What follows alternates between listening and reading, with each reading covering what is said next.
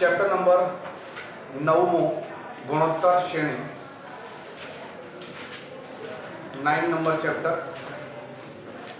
હવે ગુણોત્તર શ્રેણી આપણે શરૂ કરીએ એના પહેલા તમને થોડું યાદ આવે કે 10મા ધોરણમાં આપણે એક ચેપ્ટર કર્યું હતું સમાંતર શ્રેણી। તો સમાંતર શ્રેણી શું હતી પહેલા એ યાદ કરો તો તમને ગુણોત્તર શ્રેણીનો કન્સેપ્ટ ખબર પડે। કોઈને ખ્યાલ છે સમાંતર શ્રેણી કોને કહેવાય? એનીવન? આટલા બધા વિદ્યાર્થી બેઠા છો, સમાંતર શ્રેણી કોને કહેવાય? યસ બોલો, થોડું જોરથી બોલો। સમાંતર શ્રેણી એટલે શું? તો જે શ્રેણીમાં પદો વચ્ચેનો બે પદ વચ્ચેનો તફાવત સરખો હોય એને સમાંતર શ્રેણી કહેવાય છે। મેં શબ્દનો ઉપયોગ કર્યો તફાવત। કોઈ પણ એવી શ્રેણી હોય જેમાં તફાવત સરખો હોય એટલે સમાંતર શ્રેણી। ઉદાહરણ સ્વરૂપે કોઈ શ્રેણી હોય 5, 10, 15, 20 આ એક શ્રેણી છે। તો આ એક સમાંતર શ્રેણી છે કારણ કે આમાં બે પદ વચ્ચેનો જે તફાવત છે એ સરખો છે। દેખાય છે બધાને? તો હવે આવી રીતે જ એક શ્રેણી બીજી હોય છે જેને ગુણોત્તર શ્રેણી કહેવાય છે।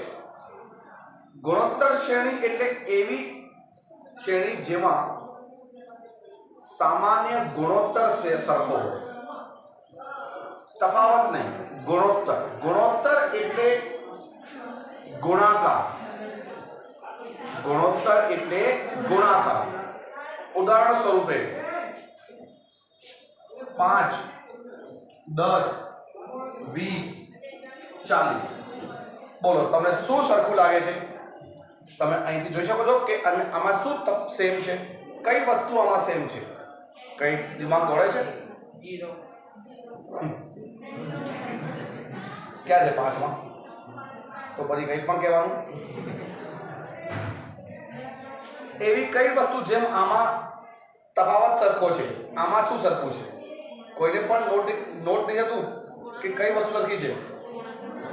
ગુણાકાર। 5 ને કોના વડે ગુણીએ તો 10 થાય છે? 2 વડે। તો 10 ને 2 વડે ગુણો 20 થાય। 20 ને 2 વડે ગુણો 40 થાય। તો આવી શ્રેણીને ગુણોત્તર શ્રેણી કહેવાય છે। આનું ગુણોત્તર સેમ છે। ખ્યાલ આવી ગયો? તો સમાંતર શ્રેણી એટલે તફાવત સરખો હોય, ગુણોત્તર શ્રેણી એટલે ગુણાકાર સરખો હોય। તો મને લાગે છે બધાને હવે ખ્યાલ આવી ગયું છે કે ગુણોત્તર શ્રેણી કોને કહેવાય છે। હવે કોઈ પણ શ્રેણી હોય એનું જે પ્રથમ પદ, આ પ્રથમ પદ છે, આ બીજું પદ છે, આ ત્રીજું પદ છે, આમ પદ છે અલગ અલગ। તો જે પ્રથમ પદ હોય છે એને કહેવાય છે એ। એ બરાબર પ્રથમ પદ। આર એટલે ગુણોત્તર, અને ગુણોત્તર તમને કોઈ પણ શ્રેણી આપેલી હોય એનો ગુણોત્તર તમને પરીક્ષામાં ન ખબર પડે તો ઇટ ઇઝ બટ નેચરલ બીજું પદ ભાગ્યા પહેલું પદ કરો।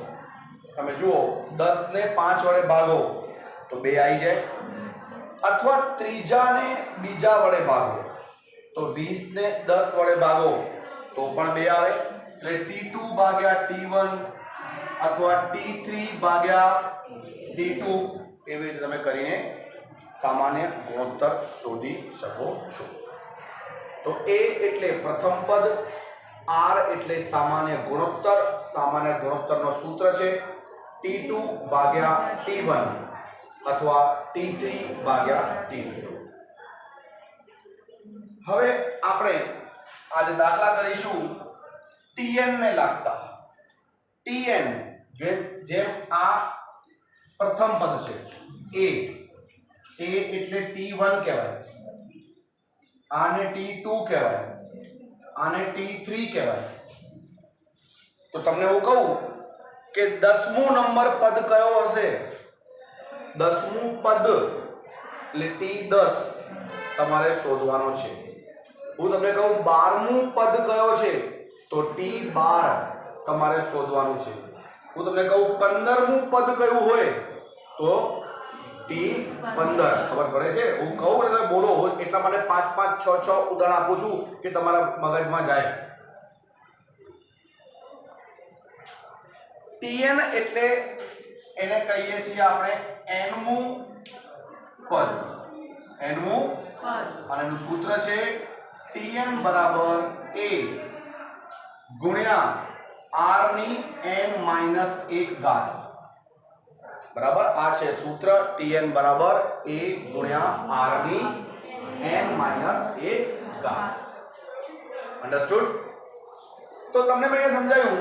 તમે જુઓ, એક બીજી સામાન્ય વસ્તુ શીખવાડું. આ સૂત્રનો કામ આવવાનું છે આપણને. પણ જેમ કે પહેલું પદ, પ્રથમ પદ, જેને આપણે શું કીધું? a કીધું. તો તમને કોઈ એમ પૂછે કે બીજું પદ કયું હોય? આ જે પ્રથમ પદ a છે, તો આ બીજું પદ શું છે? ar. r એટલે શું હતું? સામાન્ય ગુણોત્તર. તો પહેલી સંખ્યાને ગુણોત્તર વડે ગુણાકાર કરીએ તો બીજું પદ મળે છે. એટલે શું કહેવાય છે એને? ar. હું તમને કહું ત્રીજું પદ કયું? ar નો સ્ક્વેર. આ સૂત્ર પ્રમાણે સમજાવું છું, જેને બુદ્ધિ ચાલતી હોય, દેખાતું હોય. આ ઉપર શું છે બેટા? n-1. તો જો n 3 હોય તો અહીંયા 2 હોય, અહીંયા 5મું પદ હોય તો અહીંયા 4 હોય, અહીંયા 8મું પદ હોય તો અહીંયા 7 હોય. તો કોઈ પણ પદ તમને કોઈ પૂછે 9મું પદ શું એટલે T9 શું, તો શું કહેશો? ar ની 8 ઘાત. તમને કોઈ કે 10મું પદ કયું, તમે શું કહેશો? ar ની 9 ઘાત. એવી રીતે સીધે સીધા સૂત્ર મૂકીને કિંમતો મૂકી શકાય. બધાને ખ્યાલ આવી ગયું? તો ફરી જોઈ લો. આ આપણો ગુણોત્તર શ્રેણીનો ઉદાહરણ છે, જેમાં સામાન્ય ગુણોત્તર સરખો છે. a એટલે પ્રથમ પદ છે, r એટલે ગુણોત્તર છે, જે T2 ભાગ્યા T1 કરવાથી ખબર પડી જાય. અને nમું પદનું સૂત્ર છે Tn બરાબર a ગુણ્યા r ની n-1 ઘાત. અને આ આપણે અલગ અલગ પદ છે. સમજી ગયા બધા? ખ્યાલ આવી ગયું? દાખલા શરૂ કરીએ છીએ આપણે બેટા. અમુક Tn ને લાગતા દાખલા કરીએ તો તમે જુઓ ચોપડીમાં ઉદાહરણ નંબર પહેલો.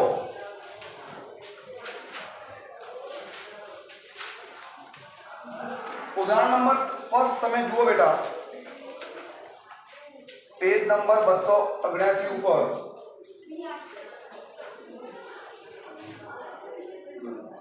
એક સિમ્પલ દાખલો તમને આપેલ છે. પહેલા બહુ એક મેથડ સમજવા માટે. જો ગુણોત્તર શ્રેણીમાં પ્રથમ પદ અને સામાન્ય ગુણોત્તર, તો આ ખ્યાલ આવવો જોઈએ. પ્રથમ પદ એટલે a, સામાન્ય ગુણોત્તર એટલે r. 7 અને 2 હોય તો પ્રથમ પદ એટલે a 7 છે, સામાન્ય ગુણોત્તર r 2 છે. તો તેનું છઠ્ઠું પદ શોધો. છઠ્ઠું પદ એટલે T6. ખાલી 6 નહીં કહેવાનું. શું કહેવાનું? T6. જે પણ પદ શોધવાનું હોય તો T6 કહેવાનું. T6 છઠ્ઠું પદ. 8મું પદ T8, 10મું પદ T.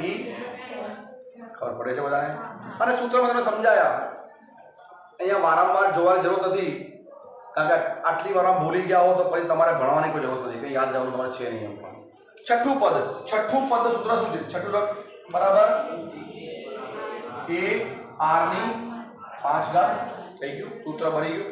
અને કિંમત મૂકવાની છે. a છે 2, r છે 7. એની મેં કિંમત ખોટી લખી છે.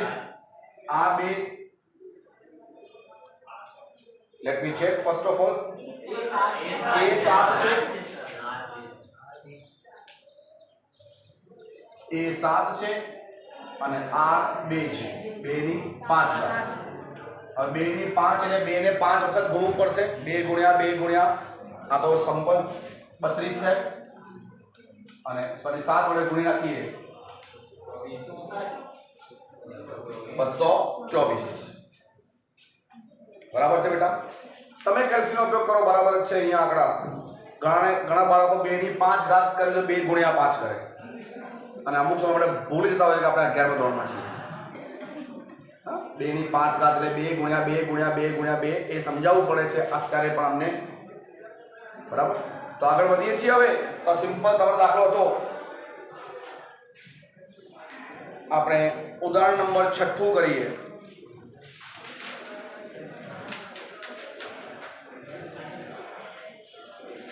હવે તમને અહીંયા જેમ ઉદાહરણ નંબર 1 માં તમને સીધે સીધું પ્રથમ પદ અને ગુણોત્તરની કિંમત આપેલી હતી છઠ્ઠું નંબર ઉદાહરણ તમે જુઓ એમાં તમને શ્રેણી આપેલી છે તો શ્રેણી ઉપરથી a અને r શોધવું એ તમને શીખવાડું શરૂઆતમાં છે શ્રેણી કઈ આપેલ છે પહેલા 6 9 -6 અને 4 આ પ્રથમ બીજું અને ત્રીજું પદ છે તો જે સીધું પ્રથમ પદ કયું છે 9 એટલે a બરાબર 9 श्रेणी आपेली होय तो r बराबर t2 भाग्या t1 तो t2 શું છે આપણું -6 ભાગ્યા 9 કેલ્સી નો ઉપયોગ નહીં કરવાનો યાદ રાખજો વસ્તુનો કારણ કેલ્સી માં તમે ઉપયોગ કરશો આમાં તો પોઈન્ટ માં તમે જોઈ શકો જોઈ લો ભલે તો પછી તમને યાદ આવે કે મેં ના પાડી ઉપયોગ કરવા માટે એનું કારણ છે 6 ભાગ્યા 9 કેલ્સી માં કરો 0.3333333 લાંબુ આવે હંમેશા કેલ્સી નો જવાબ તમારે ઉપયોગ ત્યારે જ કરવાનો જ્યારે પરફેક્ટ પોઈન્ટ પછી એક કાં તો બે સંખ્યા હોય શું કીધું પોઈન્ટ પછી એક કાં તો બે સંખ્યા આવતી હોય તો જ જવાબ પોઈન્ટમાં લખવાનો બહુ લાંબુ જવાબ આવતું હોય તો તમે આ ચેપ્ટરમાં એપ્રોક્સિમેટ કરીને ભાઈ 0.3333333 આવ્યું તો તમે 0.33 લખી દીધું જવાબ નહીં આવે તમારો समझ पड़े છે મેં શું કીધું કેલ્સી નો ઉપયોગ ક્યારે કરવાનો જ્યારે પોઈન્ટમાં એક યા બે સંખ્યા આવે તો જ લેવાનું આખો બાકી નહીં તો શું કરવાનું પછી આપણે ગળિયા આવડતા હોઈએ હોવા જોઈએ ભાઈ 6 વાગ્યા 9 6 વાગ્યા 9 શું મૂકી દઈએ કયો ગળિયો લાગે બરે 6 અને 9 ઉપર 3 નો 3 દુ 6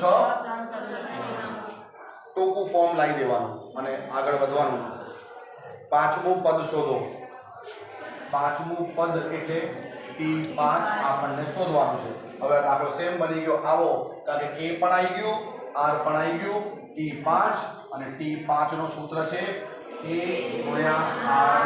r/4 a છે 9 r છે -2/3 એની 4 તો 9 ગુણ્યા માઈનસ ની 4 ઘાત તો પ્લસ થઈ જાય બે की घात હોય બે की घात માં માઈનસ પ્લસ થઈ જાય છે બાકી 2 ગુણ્યા 2 ગુણ્યા 2 ગુણ્યા 2 4 વખત કરો 16 3 ની 4 ઘાત કરો 81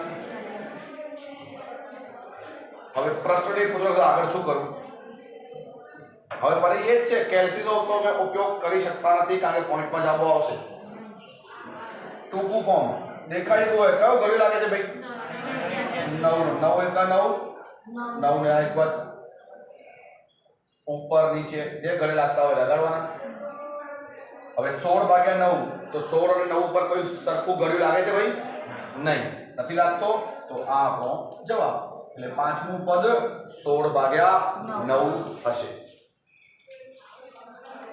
સમજ્યા ક્લિયર એક દાખલો જોઈએ આ કન્સેપ્ટ શીખવા માટે ઉદાહરણ નંબર 7મું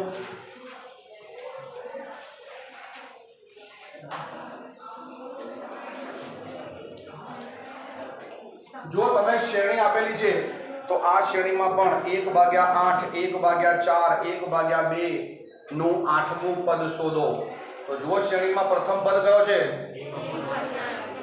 1/8 હવે તમે અહીંયા શીખવાડો જ્યારે શ્રેણી આપેલી હોય તો r શોધવા માટે સૂત્ર કયો છે t2/t1 તો r બરાબર t2/t1 હવે જો બીજું નંબર પદ કયું છે 1/4 અને પહેલું હવે આ 1/4 અને ભાગાકારમાં 1/8 શું શીખરો છો ગણિતમાં જ્યારે આવું આવે 1/4 અને ભાગાકારમાં 1/8 તો શું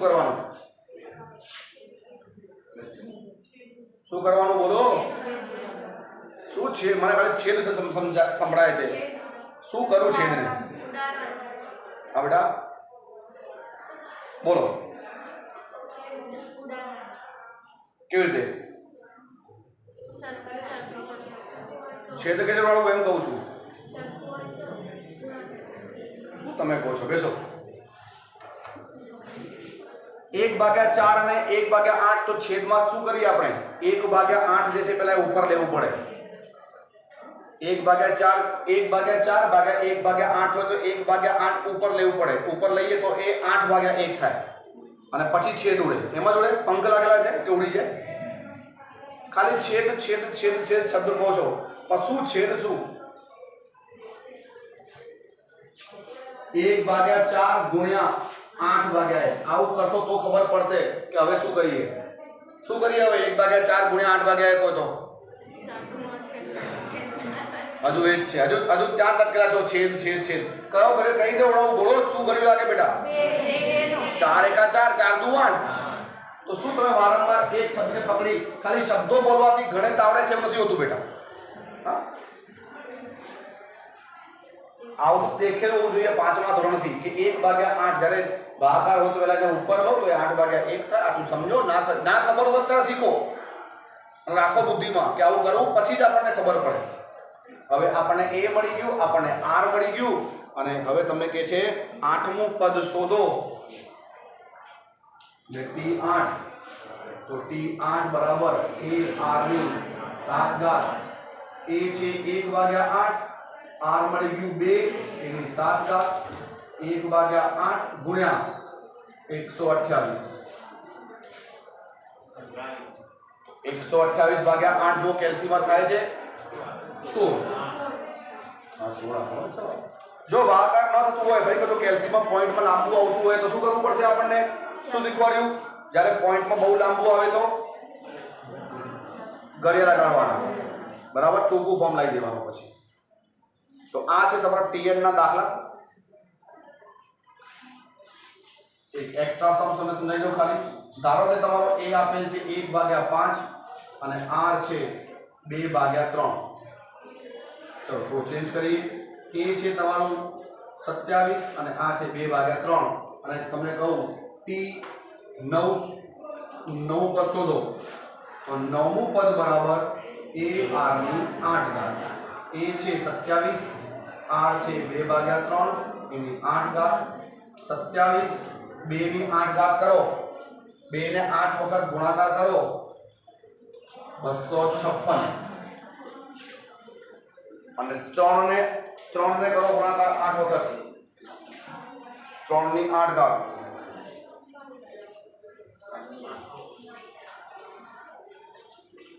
6561 8 ઘાત. હવે જેમ આ આવી ગયું, હવે શું કરશો? શું લાગે છે? કયું ઘડ્યું લાગશે આમાં? હવે ટૂંકું ફોર્મ લાવવું હોય તો તમને અહીંયા આવીને તમારું મગજ બંધ થઈ જાય છે. પણ આ તમારું નાનપણમાં વિકસિત હોત ને તો આ ચિંતાની કોઈ વાત જ નથી. આમાં આ બુદ્ધિ લાગી જ જાય. 3 વડે થાય કારણ કે 27 અને 3 નો ઘડિયો આવે જ. 3 × 9 = 27. 3 નો અહીંયા પણ 3 વડે ભાગો તો કરો કેલ્સીમાં 6561/3 કરો કેલ્સીમાં 3 વડે ભાગવાનું જ છે ને.